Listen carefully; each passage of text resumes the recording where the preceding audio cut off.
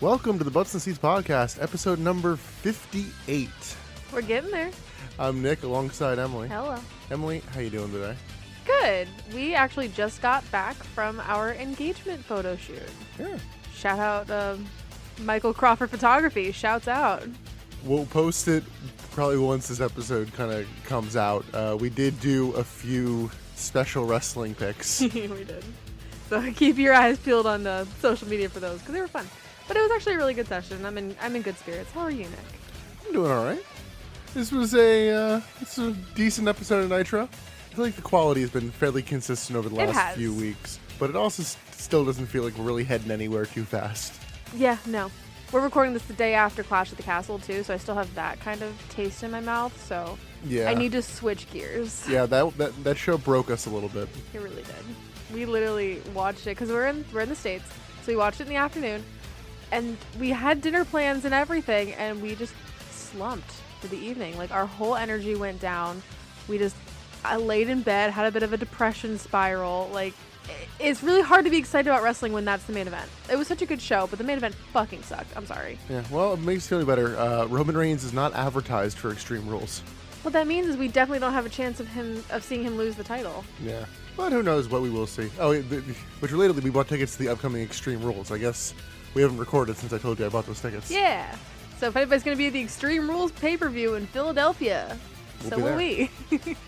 So Emily, before we get into this show, let's talk a little bit about the good old ratings. Because this is the September 27th, 1999 Monday Nitro. Mm-hmm. You were convinced we were way further ahead. No, I just thought we were in October. I thought we were in the first episode of October. This show apparently has set the record for biggest ratings gap, at least at the time.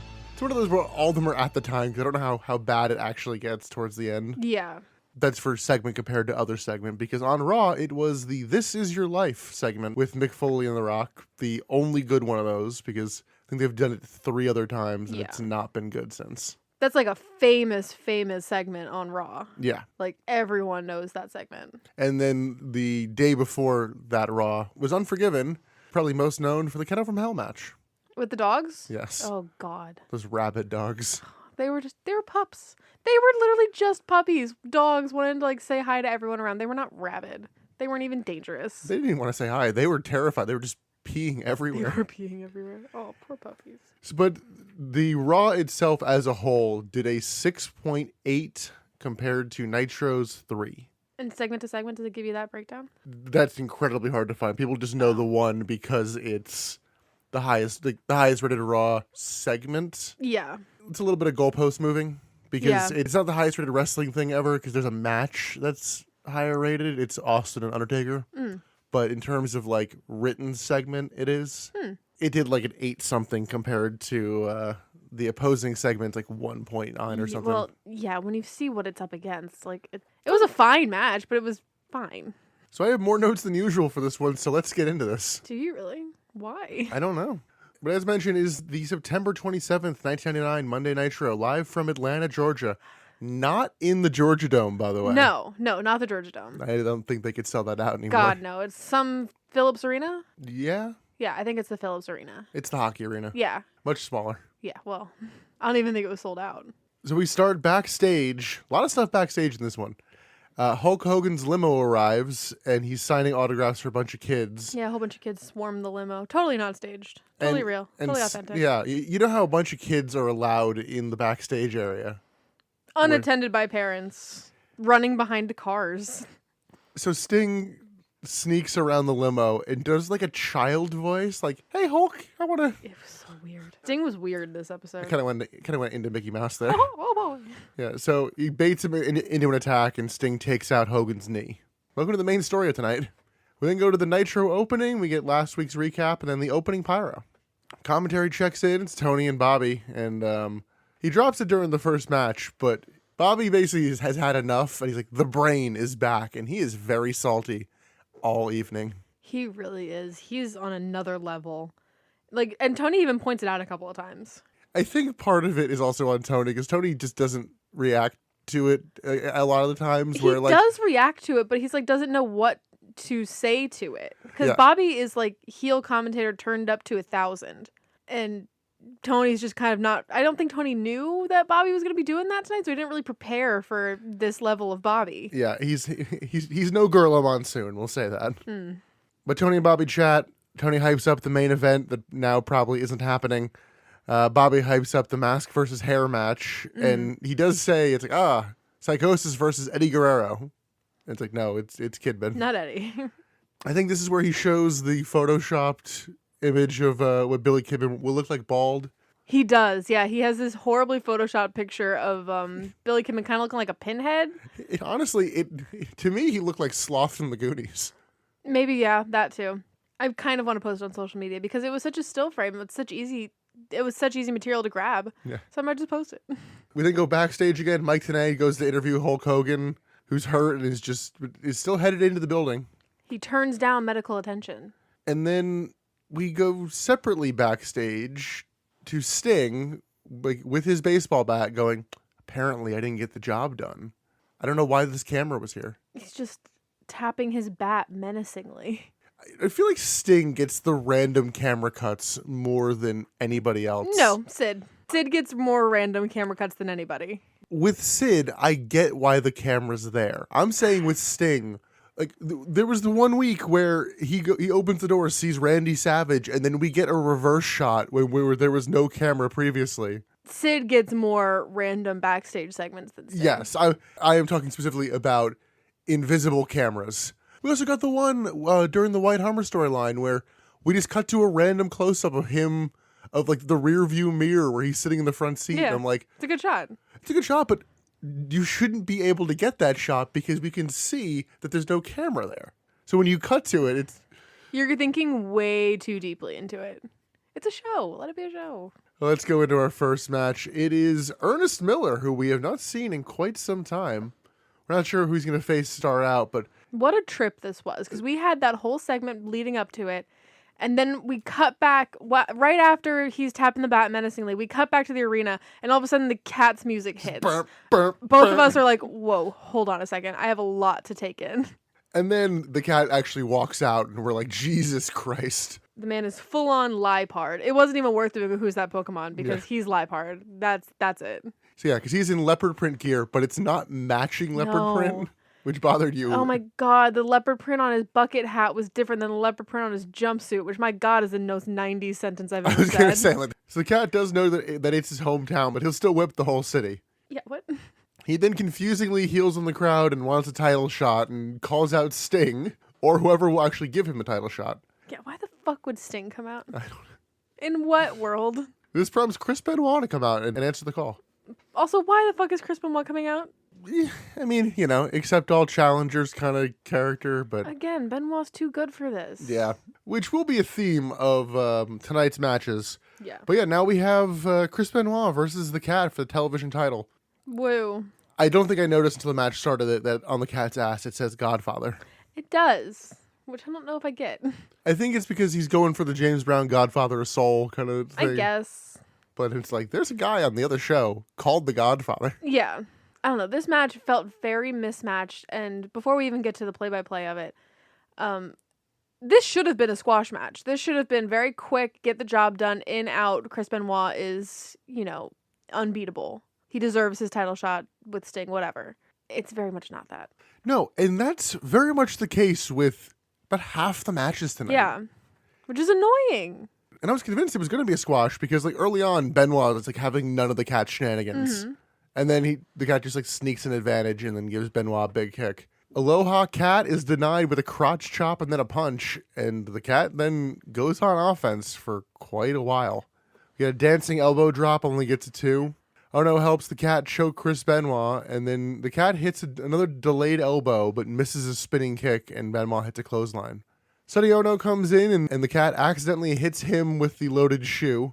We then get a German suplex, a diving headbutt, and the crossface from Benoit, and he picks up the win. The fucking shoe. I'm And over the shoe. even the crossface, the Cat takes a little while to tap Yeah. out. And I'm like, This was not enough of a squash to put over Benoit. yeah, the match itself wasn't bad. It just wasn't what it should have been. No. They seem to want to push guys, but not really push them.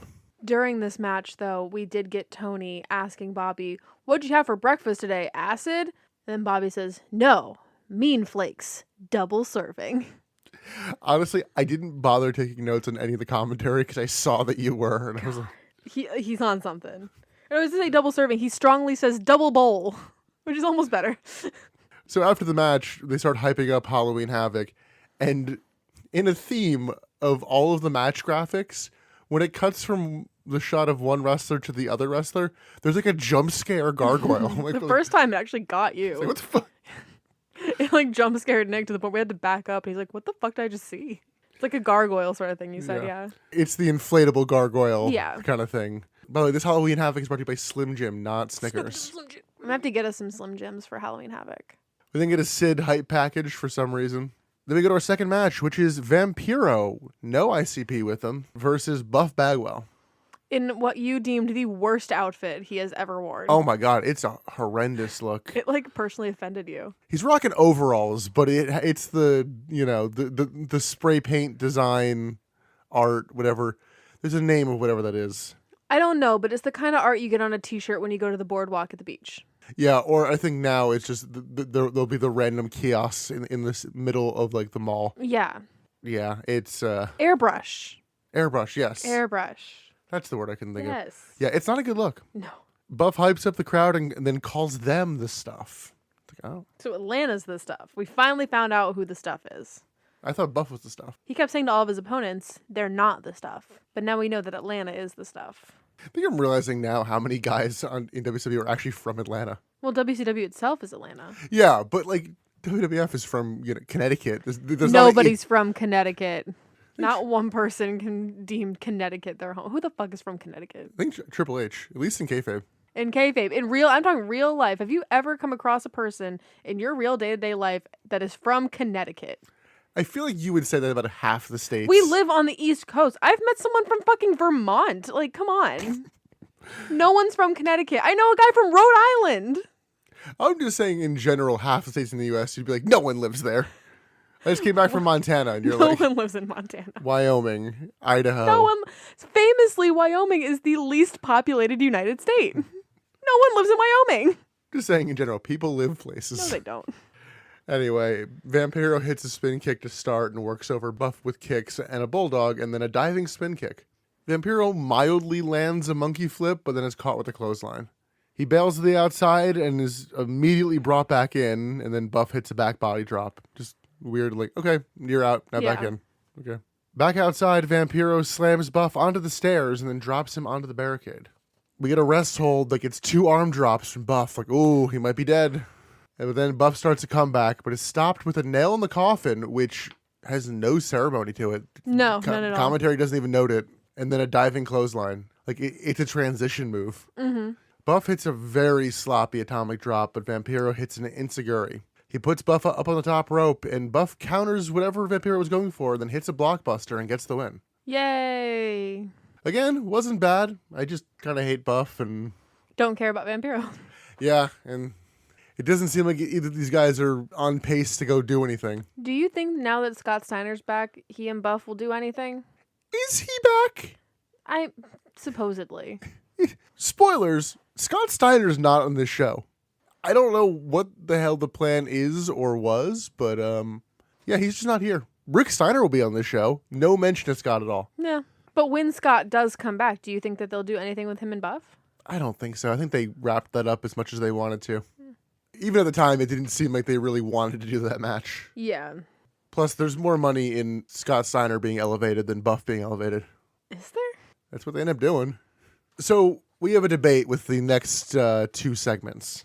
Because Tony and Bobby are suddenly talking, and then we hear over the PA, Tony.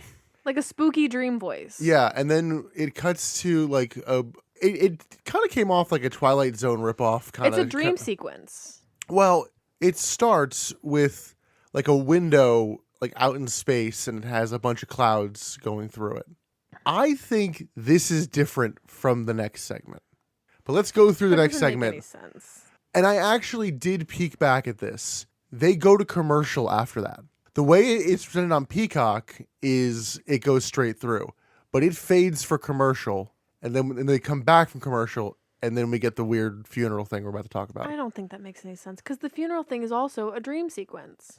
We'll talk about them both once we go through the dream sequence, because we go to the funeral of Lex Luger, and I'm like, what?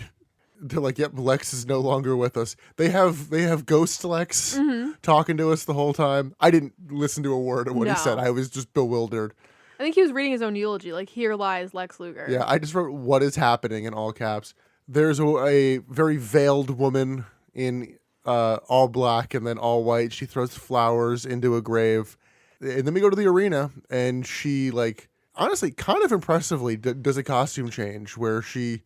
like, just takes it all off at once to reveal it's Miss Elizabeth in a fairly nice, surprise, in a nice dress, and it was like, okay, so that's who I assumed because you're Luger's manager. I didn't remember her being with him.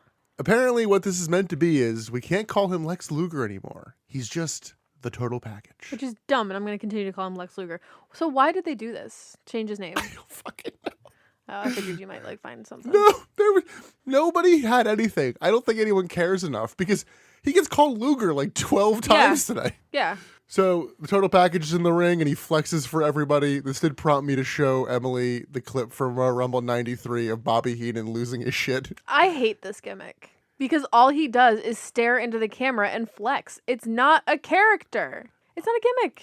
And for those curious, I am waiting to show, I don't even know waiting for what, but I am waiting to show Emily the pose down between Triple H and Scott Steiner. I have no interest in that.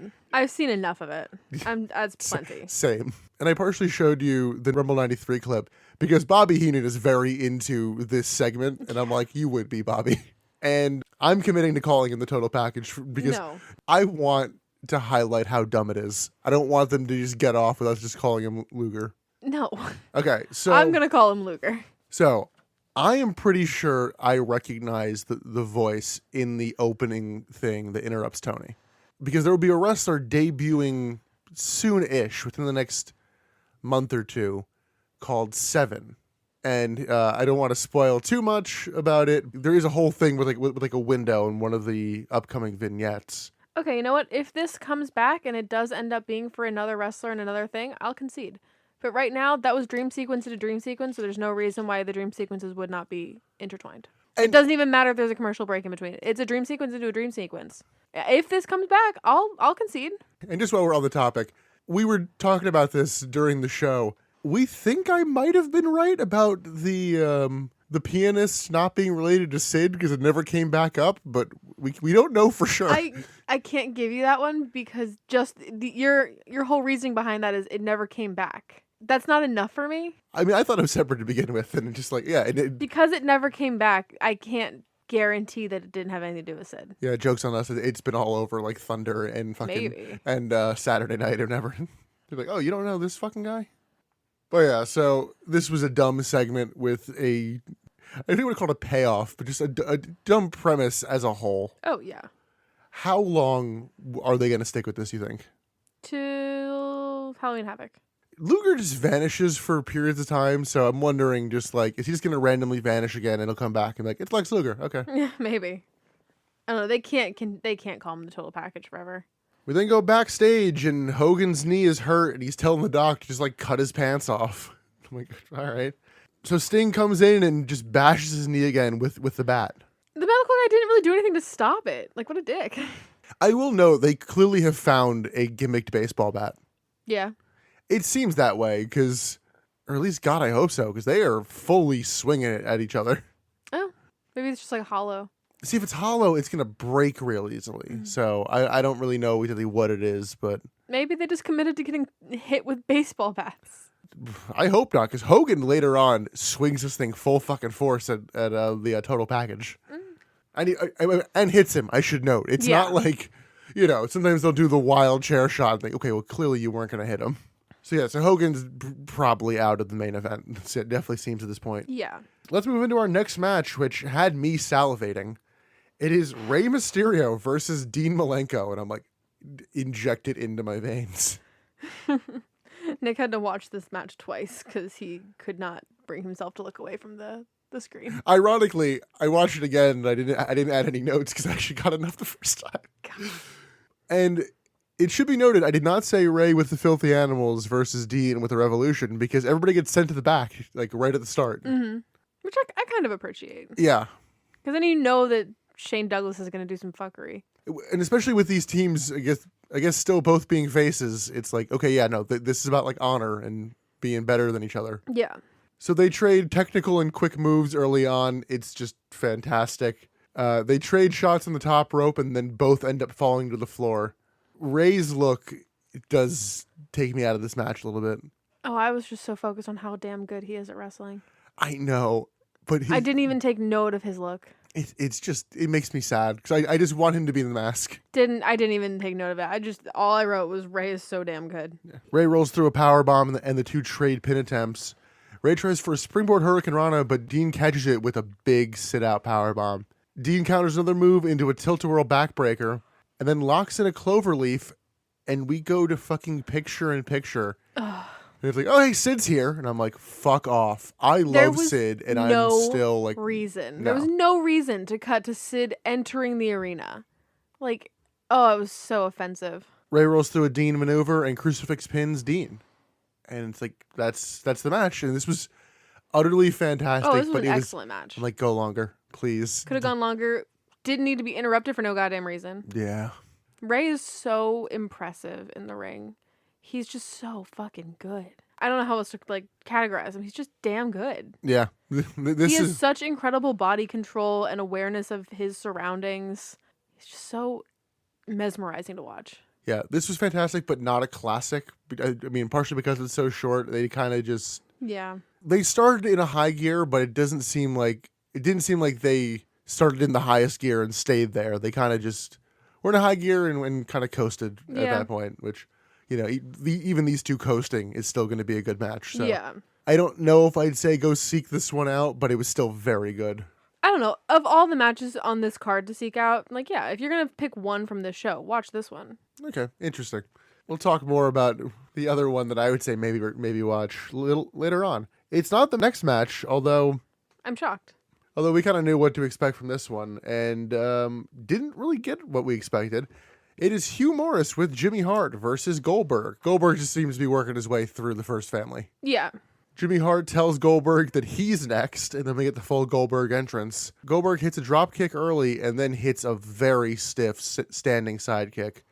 And it's like, ooh, God, I really hope you loosen that up going forward. Sure would be a shame if you kept the stiffness of that kick. Anyway. We get a stalling power slam from Goldberg. Jimmy Hart then distracts the ref, and Sid is suddenly at ringside. He hits one chair shot to the back of Goldberg, and this basically might as well have been a bullet to the chest. Seriously. Because Goldberg just barely does anything until the finish at that point. And I'm like, this might have been believable if it wasn't Hugh Morris. I'm like... That's the thing. This is another one of, like, it was a good match undercut by the obvious winner not being put over. Yeah. Or I guess the obvious loser being put over. We didn't need to enhance Hugh Morris here. No, and by enhancing Hugh Morris, you devalue Goldberg. And it didn't even feel like it even, enhanced Hugh Morris. Just you trying kind of isn't, like, that's not why this match should be here. Right. But yeah, Morris actually gets some offense, and I couldn't tell what he was going for, but Goldberg was either, like, dizzy or blind at various points. I'm like, what? I want to say dizzy, because there's no reason he should have been blind. There's no reason he should have been dizzy. I don't know. Morris hits no laughing matter at one point, but Goldberg kicks out. And I was like, oh, shit. Goldberg suddenly powers up, hits a big spear, jackhammer pin. Again, wasn't bad, but Morris's offense just isn't fun. So, like, compared to the Brian Knob stuff, where I'm like, okay, they're using weapons. It's a bit of fun, but this was just like this is just moves. Wrestling. Goldberg grabs a mic, and I forget what he actually said, but it didn't sound like he knew he had to cut a promo. He said something along the lines of, I've never been more serious about kicking one man's ass. Oh, yeah. But before that, he's like, I guess I have more time or something like that. I was like, oh. Oh, yeah, no. And he also said that it ain't who's left, it's who's next. We will get some shenanigans with Goldberg later in the night and next week because... Shenanigans. The shenanigans are a bit popular with the Botchamania kind of community, but it's not quite the week I thought it was. I don't think I realized that this thing is split up into multiple weeks. Oh, good. Backstage, an ambulance leaves.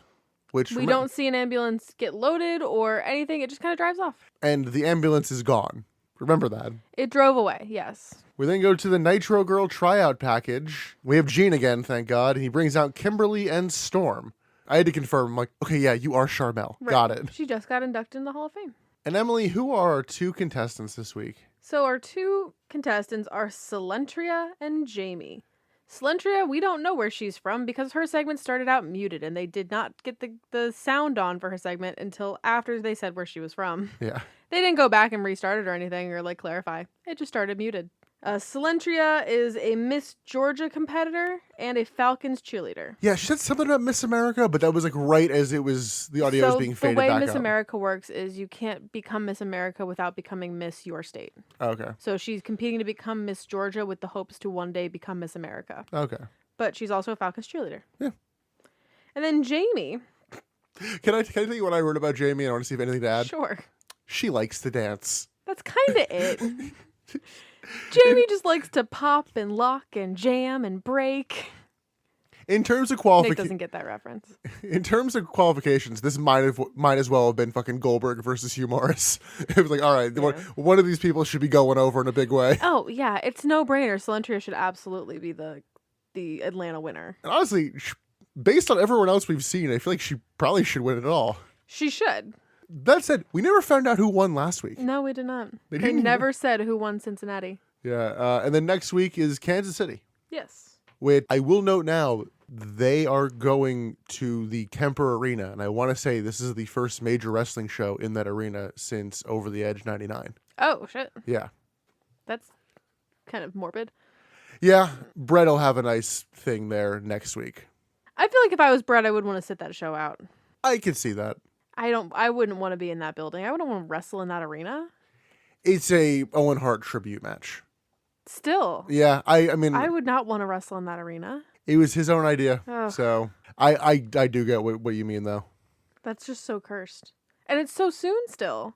Yeah, it's been 5 months. Yeah. Okay, well, that's a fun transition to our next match. Is Evan Courageous versus Berlyn, which this match made Emily tap out for the night. She's like, no, I'll yeah. watch this tomorrow. I was done for the night. Yeah, because we also see a recap of Brad Armstrong making the save last week, and I'm like, oh god, are they gonna do Berlyn versus Brad Armstrong on Halloween Havoc? Probably. Because if they weren't, like, this is the week you would do it. Yeah, they're probably going to do it at Halloween Havoc. Ooh. Berlyn has nothing to do. They don't know how to write him. They don't know how to push him. ZZ Top is here. Cool. Literally, before they even said who it was, they panned to an old guy in the audience with a long beard, and I said, hey, look, it's ZZ Top, jokingly. Oh, I thought you were being genuine. No, I was not being genuine. I just saw an old man with a long beard. And then later on, they're like, and ZZ Top is in the audience. I was like, oh, fuck, I'm so good. ZZ Top is here. Uda is not. I think Uda is fully gone. Done, yeah. I don't blame him. I'll miss how awful she was, but Yeah. Or- She didn't add anything. I guess I shouldn't say awful. It's more aggressively not good. She had a character, and she was sticking to her character. It just wasn't a good character. Well, she couldn't cut a promo. No. When you're the mouthpiece and you can't cut a promo, that's a problem. She was supposed to be, like, the translator who was also just as stoic and businesslike. Yeah. She wasn't supposed to be a good promo. She had a character. Okay, you can do stoic promos well. Chris Jericho made a living off that for like 3 years. Oh, very different vibes. I would never liken what Uda wanted to be to Jericho. Absolutely not. No, Chris, in like 2008. Still, no, not the same at all. I'm just saying, when you're a mouthpiece for a wrestler, you need to be able to talk. And No, I agree, but I don't think she was getting any help backstage either. I don't think she well, had a probably writer. not. I don't think anybody was helping write these segments. Oh no, there was definitely a writer. Remember, we noted we could see her reading off of cue cards. So Berlyn demands total silence for his match, and I'm like, ooh, are you sure you want to do that? Well, commentary even noted that's the one way to get what you don't want. Well, I was saying you might make Evan Courageous feel really at home wrestling to no crowd noise. Are you sure you want to? Rude. I'm sure he's a lovely guy. Berlyn begs off almost immediately in the match and then pokes Courageous in the eye. And I'm like, oh, God, you need to cheat to beat Evan Courageous? Yeah. Berlyn puts Courageous down with a high knee. And then we do the, is the wall going to punch him spot? And it's like, just hit him. Yeah, the wall just kind of like hesitates a lot.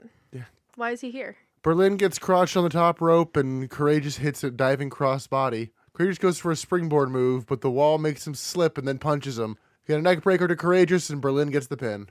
Woo. Post-match, Berlyn locks in a submission hoop that's so lame. The fucking Steiner recliner is blushing. Think, oh god, there's like, where's the point of anything? Brad Armstrong comes out, but then just gets beat down. And like immediately stomped down by Berlyn and the guard. Honestly, the biggest intrigue in this beatdown was watching the wall try to hold on to his sunglasses, and then they ended up falling off. Yeah, see, I like that for a character moment. Like, he has sunglasses. He wears his sunglasses. I think that's fine. Wears the sunglasses at night. So he can what? Shit. Oh, you don't know the next lyric. I don't think I know the next lyric. I just know it's just so I can. So he can what, though? See? I don't know it. I just assumed you to know it. So this is another weird squash where I'm like, stop giving the guy you're not trying to push so much offense. I can't tell who they were trying to push here. Berlyn. Yeah? More than Evan Courageous. By the way, I don't know. Evan Courageous has been coming out and like having matches every week. Oh, by the way, update on Evan Courageous. I'm pretty sure that Cruiserweight title match he won for Thunder did not happen. Oh, really? Yeah.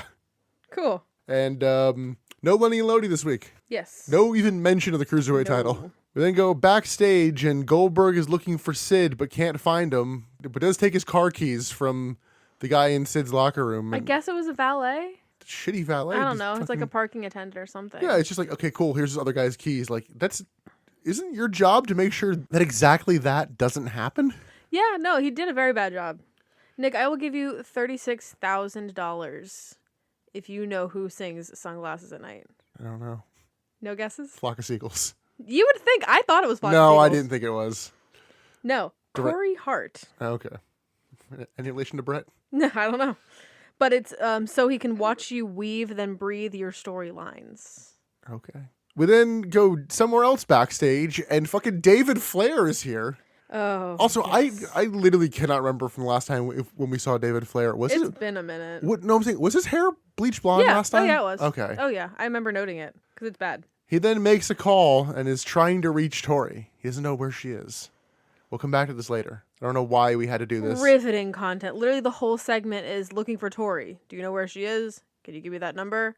That's it. Yeah. Then go to our next match. It's the Wyndhams with Kurt Hennig and Emily. What do they call the other member of the West Texas Rednecks? Vincent. What do they call him, though, on commentary? Vincent. They call him Curly Bill. They sure don't. Versus Harlem Heat for the tag team titles. This is a very basic match from these two. Yeah. They start slow until Booker shows his quickness, and then it slows back down. Barry Windham is not looking good. I don't know what's different. I think he's just... he's looking his age in this. He's looking older and pudgier, and it's not good. I don't even think he's honestly that old. That's what I'm saying. Like, he just kind of looks like an old man. It's bad. They go to commercial, and then when we come back, we see Kurt Hennig cheating. But right before they go to commercial, I like the split second before they cut to black, you get Bobby yelling, "Kick him!" It's like, all right, sure. That's it. Rednecks work over Booker. Curly Bill gets on the No. apron, and then everything gets real messy for the finish of this match. Oh, yeah. Everyone just kind of brawls as Kendall Windham has about a 3-minute long chat with the referee in the corner. Stevie Ray comes in and hits Barry in the knee with the title belt. Booker gets the pin. I don't know if Booker saw that Stevie Ray cheated. I don't know. Because Bobby Heenan points out the hypocrisy where it's like, to Tony, it's like, if the Rednecks did that, you'd be going like, oh, this is a travesty. Bobby also goes on a rant saying that refs need to stop whining about how hard their job is because all they need to do is call the match. What I'm wondering is, are they already setting up a heel turn or breakup with Harlem Heat? I feel like they've been teasing that for so long. Well, they also teased the team getting together for about, for months and months. Yeah. Emily, I might need to break your heart a little bit. My heart's already broken. This and a little bit of next week is the end of the West Texas Rednecks. That's not a heartbreaker. That's shocking, though. Yeah. Why is that? The Wyndhams get released soon. Barry's not even on next week. Good. Kurt will be in a singles match, and fucking Curly Bill will stick around for a little while and Who? wrestle as Curly Bill. But No. yeah, He must just be cheap. Why are they keeping him? yes, he very much is. Oh, there's a story of I don't even remember who it is, but I think it was when Vincent first joined the NWO, where WCW was in negotiations for somebody else to basically be the black guy in the NWO, and then It's like, yeah, and then somebody else came in and was like, yeah, I'll do it for like 25% of what you're offering this guy. God. And it was Vincent. And it's Know like, your worth, man. no, he does. That's the problem. Up But your own worth. Love yourself. Love yourself. we'll chat a little bit more about them next week. But yeah, this is the last match of the Wyndhams on the podcast. Damn. What a bummer. I won't ever have to question my knowledge of who's who. But that also means there's no new songs, and that's the end of Good Old Boy. Good Old Boy was always second tier to I Hate Rap. I laugh at them still having the shirts for that, and they have just like disowned the song. I know. I miss I Hate Rap. Like I said, we'll chat a little bit more about them next week. But let's go backstage. Goldberg makes a very vague phone call. Calling a tow truck, and you would only know if it was a tow truck if you were looking because the camera zooms into the word towing. That's it. Very short vignettes backstage. Yeah. We go back to the ring for our next match. It's Rick Steiner versus Van Hammer. Yep. Why? And apparently, this was supposed to be Van Hammer versus Sid for the U.S. title. Why would it ever be Sid? I don't know. Apparently, Van Hammer's been calling out Sid. Do you know? Has he? Do you know why Sid apparently was not in this match? Why? It's like, oh, my allergies are real bad today. Can't wrestle. I respect that. Not to be confused with him missing WWE dates in '97 to go play softball. It's very, I have to go, my horse is sick, I think he's dying. But here's the thing, he didn't even leave. He's like, I just can't wrestle. I'll do the backstage stuff. I respect it. See, Sid's a man who knows his worth, and why the fuck would he waste his time wrestling Van Hammer? Yeah, so Rick Steiner wrestles at his place. No Scott Steiner with him. No mention of him. Like, all right, whatever. Rick grabs the mic, says he's the DFG and the nightmare you can't wake up from.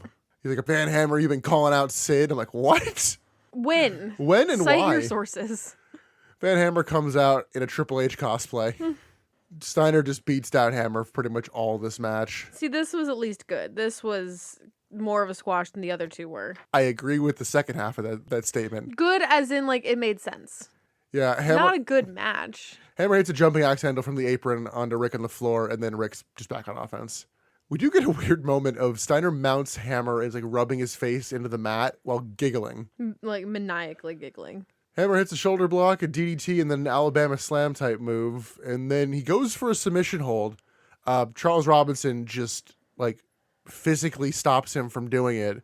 Rick Steiner then points over there and is like, Charles, don't look at what I'm about to do. And then Charles Robinson acts blind, and Steiner just low blows Hammer. Then hits the Steiner Bulldog, and for some reason, Charles Robinson does a fast count. Like, you didn't need to.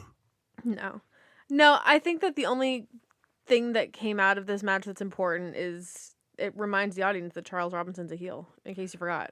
But even then, he's been holding up the Sid sign, so I didn't forget. Yeah, he's a heel. But that also wasn't really being a ref. He's just holding up signs. Yeah, but he's coming out with... It's just remember that he works for all of the heels. Yeah. Ugh, I still don't get why Van Hammer was getting a U.S. Why title was Van shot. Hammer here? I don't know. I just wrote not good. Yeah. It was a match. Let's move forward. We get clips of Bret Hart getting hit with a baseball bat. In the words of Mean Gene, in the mush. In the mush. We then get a Mean Gene interview with Bret Hart. And Gene starts by noting that Hogan's probably out tonight. Yeah. We don't get the confirmation, but probably. Hart then starts his promo and says the name Lex Luger almost immediately. Yeah. He says he has no respect for Luger or Sting, but says he is surrounding himself with people he respects. Which just must have been so painful for him to say. Yeah, this is a rough promo for Bret. Bret calls Hogan the Elvis Presley of wrestling. Yeah. What? Ric Flair then randomly comes out, and Bret goes, you really are the best there is, the best there was, and the best there ever will be. This poor man's had a rough year. And now he has to say this shit. Yeah, Flair then just kicks the promo into 12th gear. He hijacks it. Yeah. It's Flair's promo now. He says they're going to kick Luger, Sting, and DDP's ass. He goes absolutely insane, starts doing Luger posing, which did make me laugh. And then is just elbow dropping and wrestling the mat. The crowd's hot for it. Mm-hmm. And then in a line you didn't like, he said he'll ride Liz too if she gets involved. Ugh. Yeah, see, it just sounds dirty. Yeah, and then one last little twist of the knife. Bret hops back on the mic at the end and is like, this one's for Hogan. God. Like, he must be thrilled about all this. I just hope he's getting money. I hope they're actually paying him. Oh, yeah. He is. So I guess we have a handicap match later on. Yeah. Sounds like it. At this point, I'm still anticipating a run-in from Hogan like halfway through. Yeah. Yeah. I wasn't sure if it was going to be a run-in after a DQ or it was going to be he gets on the apron and then tags in and clears house. But, like, clearly Hogan's coming back. Hogan will be here tonight. Commentary chats the camera about the 2 advertised matches, and then we go backstage. Oh, can I run this one? Sure. Oh, please. So we go backstage, back to David Flair on the phone. And he finally got a hold of Tori. He has Tori's phone number. So he calls her and he says, "Where are you? I waited for you at the airport the whole time." And we cut to Tori. Tori is sitting on the couch next to Billy Kidman and with the rest of the filthy animals behind her. And they're all like trying to give her lines to say on the phone, but they're all like shushing each other or whatever. And she's like, Tori says, no, I was on the plane. I got off the plane. You weren't there. I don't know what to tell you. I'm off the plane. I'm in the airport though. It didn't make any sense. Her story didn't make any sense. No, it did not. But the whole time, Billy Kidman's next to her and Ray is kind of fucking with him, and they're like it's such a bro moment, and Tori is just like, I'm still at the airport. I'll be there eventually, babe. Like, it's fine. And David's like, who's behind you? Who else is there? Who's with you? She's like, nobody. It's fine. Tori's turning on David. I love it. I did call him David Cuck in this segment. Jesus. I love it though. She's cheating on him. He's getting what he deserves. And she's going with the true prince of this. She's turning down the frog and marrying the prince. Ironically, we don't see Tori later, so I guess she's still trying to keep her kayfabe. Yeah, she's trying to keep it quiet. She can't let her boyfriend know that she's cheating on him. Elsewhere backstage, Sid finds out that Goldberg took his keys. But speaking previously of the Filthy Animals, we're going to get one of them in a match against one of the members of the Revolution coming up next. Again. Yeah, it's a common theme, although this probably is the least interesting combo. Yeah. Actually, no, it could have been Shane Douglas versus Conan, but this is Perry Saturn versus Conan. Luckily for us, we don't get a Shane Douglas match. I'm pretty sure he's hurt, because he definitely does seem to be holding his arm in a way where it's like, okay, this is sore. By the way, this is the match we mentioned earlier that goes opposite This Is Your Life. So if you saw Conan and Perry Saturn on your screen, wouldn't you kind of flip over to see what the competitor's doing? Come on. It's been a little while since we had Conan come out for a match, and I did write, Conan comes out to Ray's theme. It's consistent. Are you sure? Now. Kidman comes out to it later. I think that's just now the Filthy Animals theme. Okay. But it is the theme that Ray has been using for months. Okay. Once Conan's out in the ring, he cuts a kind of new promo. It's most of the major points, but he did stop talking about the strawberries and the For Life. Yeah. And it's basically the same Spanglish promo, but instead of it being about the NWO, it's the Filthy Animals. He does fuck up his end line, though. Does he? Yeah, because what's the usual end line? Bowdy Bowdy and Rowdy Rowdy. Yeah, he just says Bowdy once. Oh, I didn't catch that. Yeah. Also, his pants are very yellow. This man is electric. Boogie, woogie, woogie. Conan hits a few arm drags early on and then a spin around bulldog. Saturn hits a sidekick and then catches Conan's rolling clothesline and hits an overhead belly-to-belly suplex. Saturn starts working over the arm, including a belly-to-belly with the arm pinned behind Conan's back. Saturn gets an armbar in on Conan, but he gets to the ropes. We then get a double clothesline from the two, and we go to commercial. Back from commercial, we get a top rope T-bone suplex from Saturn. Then Saturn goes up top and hits his diving elbow drop, which is very pretty looking. Mm-hmm. Saturn hits another suplex, but Conan kicks out. Saturn goes to the second rope incredibly slowly. It was like weird how slow he was moving forward. The slowness. Well, because Conan gets up and then flips him off the second rope. Oh, so he was waiting for Conan to get up. Yeah. Then get a rolling clothesline from Conan, not selling the arm. Back kick and the spin around facebuster. I never get why he has to spin around for that the way he does. It's just always very nope, this is a thing. Then a bunch of cruiserweights run into the ring and attack Conan.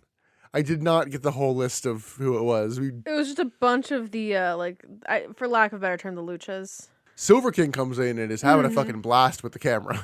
It was Chavo, Silver King, Psychosis, Juventud. I think there's 2 more.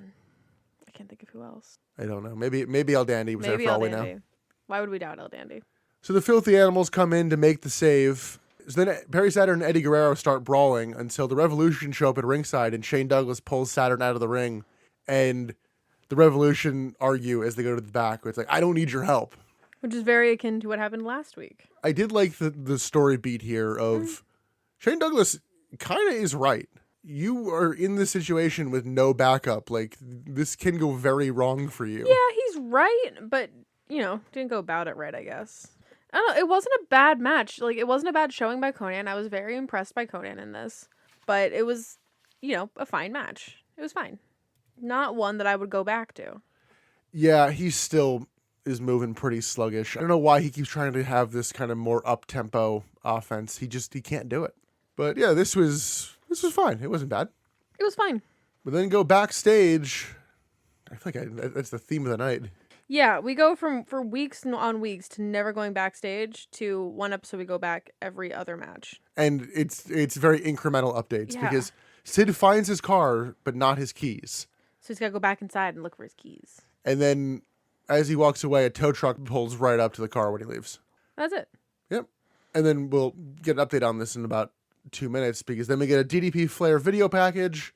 And then backstage in the parking lot, Goldberg tells the tow truck driver to have it back by 11. So we don't really know what's going to happen. Just the car's going to leave and be back by 11. Yeah. And that's it. Yeah. We won't see that again until literally the last seconds Yes. of the show. That's what takes us off the air. When they get Mean Gene at the bottom of the ramp, he's here to interview, according to him, 3-time WCW champion DDP. And I'm like, he's a two-time. He's a two-time. DDP tells the people to shut the hell up, and then he prompts even more booze. And he and Gene get very snarky with each other, but it's a good bit of banter. It is. It's proper banter. The whole gist of this is you guys are just jealous of me because I have a hot wife. Yeah. That's the Cliff Notes. Yeah, because he first says that people love him because he's married to the most beautiful woman in the world, Kimberly. He also says that people hate him because he's married to the most beautiful woman in the world, Kimberly.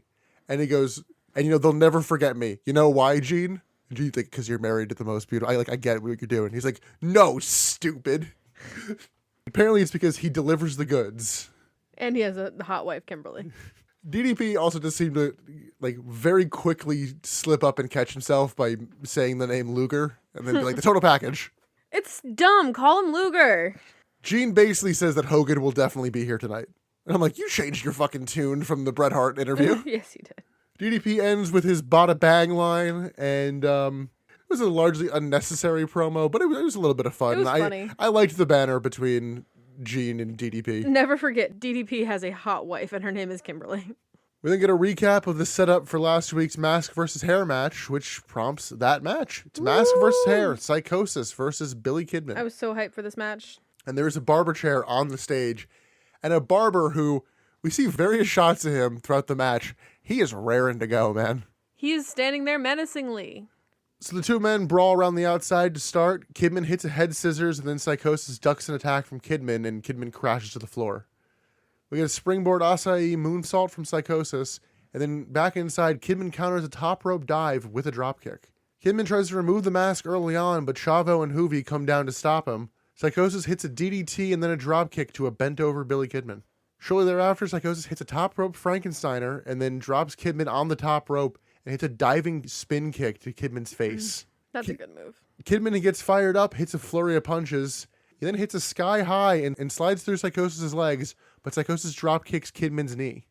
Psychosis then follows that up with a front falling suplex from the second rope. It's like, ooh, it looked pretty impactful. Mm-hmm.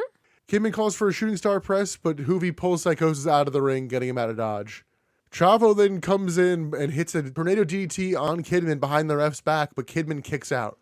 Kidman pushes Psychosis into Chavo and rolls up Psychosis, but Psychosis kicks out in a nice near fall. Yeah. The ref gets distracted again, and Hoovy comes in and just hits a Hoovy driver on Kidman, and it's like, oh shit, he's like, that's it. It's going to be the end. They're going to lose his hair. But Kidman kicks out again.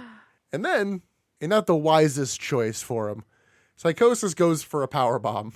Fool! Have you ever watched this man wrestle? We got a facebuster Psychosis, and then Billy Kidman hits the shooting star press and gets the win. Post-match, the heels attack Kidman, but Kidman removes Psychosis' mask with a tornado DDT. Filthy Animals come out to make the save, and I feel like we never really got a great look of Psychosis unmasked. I got enough of a look to know that he's kind of cute. Yeah. He's kind of cute. This match was good, but it wasn't as good as I wanted it to be. It was still a good matchup of I like these guys. It definitely wasn't bad, but it wasn't what I wanted it to be. It did succeed, in my opinion, of putting Billy Kidman over because he looks Yeah. like a world beater here. You did both, like, okay, like this makes sense for him to lose in a bullshit way. It's like, no, he kicks out. Yeah. Didn't really make Psychosis look great, in all honesty. But again, it didn't make him look bad. Yeah. There was a point where Chavo puts a towel over Psychosis's face to, like, cover his identity. I don't know how, but the towel gets thrown off of him. Yeah, like he goes to sell and it just flies off. The towel flies off of him. I think Conan, like, kicks him or something. And the towel lands perfectly on the camera. Yeah. There's a towel just hanging in view for a second. You just see it dangling off the top. It's like, Great. okay. I love it. But I agree. This was a good match. It wasn't a 5-star classic. No, and I wanted it to be better. I expect more out of these men. I wonder if us kind of knowing that Kidman wasn't going to lose definitely hurt it a little bit. I don't know. I mean, I never really lost faith that Kidman might lose because it's not like he has a lot of hair. Like, it's thin. He can grow that back out pretty quick. Like, Psychosis losing his hair would have been way more interesting. Because that, like, he has a fuck ton of hair. Yeah. That takes years to grow. Kidman, I feel like he could just get that back in, like, 6 weeks. More than that. Yeah. His hair is, like, to his shoulders. It's, like, down your neck to your shoulders. It's not really, like, flowing to your shoulders. I don't know. I think that could have grown back pretty quick. Well, let's head towards our main event. We get the heels walking through backstage, and then they awkwardly stop when they get to the end, and DDP is like, oh, we got a red light. It's like, Yeah. It's like, oh. Just Calling like out the business. Screwed that up. And then we see Ric Flair walking backstage, who has to repeatedly tell the camera to get out of his way. We don't see Brett seriously, walking. Back off, camera. Yeah, we do not see Brett walking. He's in the match, so no real story there. But who we do get is It's Michael Buffer time. Yeah, Michael Buffer's back. We haven't had Michael Buffer in a while. I'm wondering if it's because it's Atlanta. Yeah. They're like pulling out all the stops. Yeah, I mean, they're pulling the stops, but like, I don't think he's from there. No, but it's WCW. So we're at our main event. It's Sting, the Total Package, and Diamond Dallas Page versus Ric Flair versus Bret Hart. Michael Buffer does call him the Total Package. I was so ready for fucking Buffer to not. It's Lex Luger. Michael Buffer also calls Lex, the Total Package, whatever, the former World Wrestling man who has it all. What? Oh, and just to add to Bret Hart's night, they come out to Ric Flair's theme. Ugh. Flair and Sting start. We get a press slam to Flair, and Sting misses a Stinger splash. Flair distracts the ref and then low blows Sting. Sting pokes Flair in the eyes and then tags in the Total Package. Flair tags in Hart, who works over the Total Package with his signature moves, and then locks in a sharpshooter, but DDP stops it. This prompts a long sequence of the heels starting to work over Bret Hart. Sting hits a dropkick to him, and then Flair grabs Sting by the hair on the apron, and the other two heels come in and just work over Hart for a little while. Double clothesline with Hart and Sting, and then we get a kind of hot tag to Flair. Like, it wasn't built great. It was like a lukewarm tag. Yeah, Flair manages to hold off all three men with chops and then throws Sting to the floor. Rick hits a back suplex and then signals for the figure four, and he just kind of stops as Bret starts fighting off the other two men on the floor. And it's like, okay, so then he puts it back in. On the outside, Liz, who I don't think we noted was here, she hands the Total Package the baseball bat. I can call him Lex. It's so much easier. He chokes Hart with the bat as Flair has Sting in the figure four. DDP punches Hart as Hart starts bleeding from the mouth. Very clearly popped a blood capsule. Very clearly. Total Package goes inside, hits Flair with the bat for the DQ. And fairly quickly, like, they kind of start beating down Flair. David Flair comes out to make a save. Yeah. Of all the people to run out during a DQ, where Hogan is anticipated to run in, did not expect David Flair to run in. We then go backstage very suddenly, and not only is the ambulance back, it's now empty. So here's the thing. We never got confirmation that ambulance went back to the hospital. It could have just been driving out of the parking lot, but have been around to be available later down the show. It's not out of the realm of possibility that there is a ambulance on site for something else happening. It's not crazy to think that this ambulance did not go back to the hospital and then come back. Regardless, Hogan's here. Yeah. Well, back in the ring, we get a Scorpion Deathlock to Bret Hart, a Torture Rack to Ric Flair, and then a Diamond Cutter to David Flair. Everybody starts getting worked over with the bat until Hogan limps to the ring and fights off everyone single-handedly. He gets the bat and actually hits the Total Package across the chest, hits DDP with it, but Sting gets away. You know, he's just so much better than everyone else, is really what it is. Yeah, Roman Reigns really should, just win all the matches, shouldn't he? I mean, sorry, Hogan. Fuck. WrestleMania 39, Hulk Hogan versus Roman Reigns, brother. God, I would no, never. I sign off of all wrestling. I will never. Ric Flair's real last match is I going to be against Roman retire. Reigns. I retire as a wrestling fan if that happens. This match was all right for what it was. I honestly kind of enjoyed it. I did not miss Hogan because like there was good offense and defense from both sides. The DQ finish was kind of a bummer, but it was absolutely predictable. Yes, this match legitimately is better for not having Hogan in it. Oh yeah, I did not miss him for a second. Luger did better than I thought he would. I also called him Terry as he limped down the ramp. Here comes Terry. But yeah, I mean, like, everybody here can go. Yeah. Enough. And they're like, folks, we're out of time. But apparently we're not, because then we go backstage for one final bit. Sid's car has been destroyed. Flattened. Sid jumps on top of it, and I'll just play the quick little clip of him just crying out. Oh my God! What happened to my car? Goldberg! Where are you? Goldberg! Goldberg! Goldberg! I love how camp this was. It was very camp, you're right. This did feel like a little bit of knockoff Steve Austin. Oh, absolutely. I've been saying since the beginning that they're trying to liken, at least in looks, Goldberg to Steve Austin. And they've changed it up in like character. Obviously they're not the same character. But now with the like the backstage sort of gimmicky stuff, now I think they're trying to do it more. Yeah, I think they're trying to make similar. him like fun, and it's Yeah. like it's not really. They're trying to make Goldberg. Goldberg the WCW Steve Austin. Yeah, this is not the last we'll see of Goldberg, Sid, and Cars, because I thought this was the 22 episode, which doesn't mean anything to Emily. Goldberg and Sid are in Cars?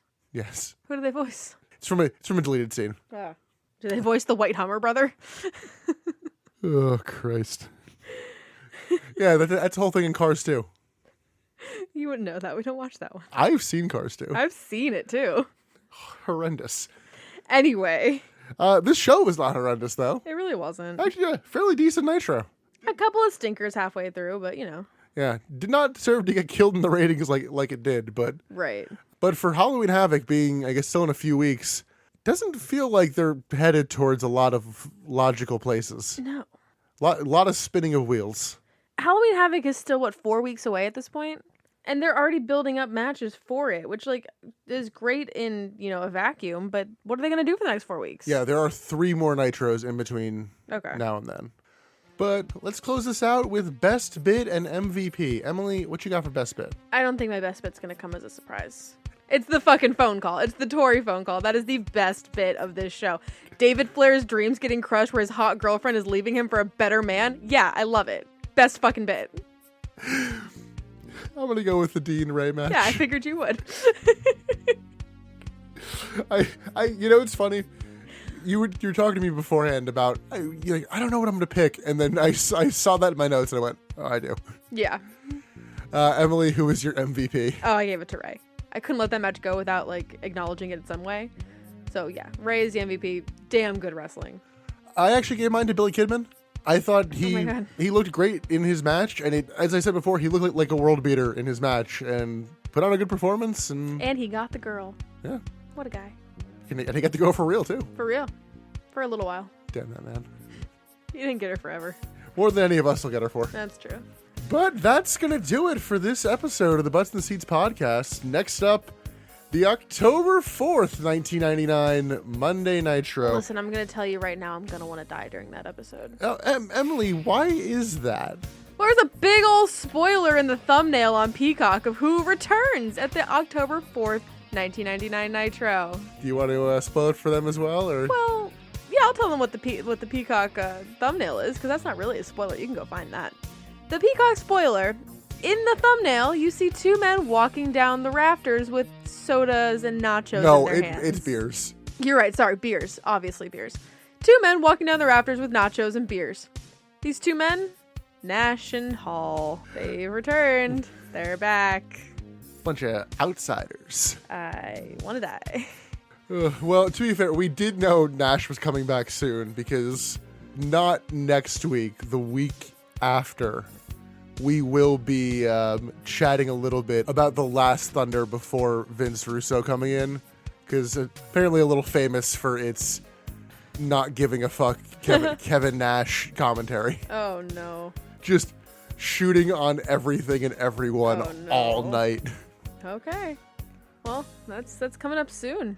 Until then, you can listen to all of our back catalog on Spotify, Apple Podcasts, Google Podcasts, Stitcher, iHeartRadio, and follow us on Twitter and Instagram at Butts in the Pod, which, yeah, you should be able to find our Heart Foundation jacket photos on there. Yeah.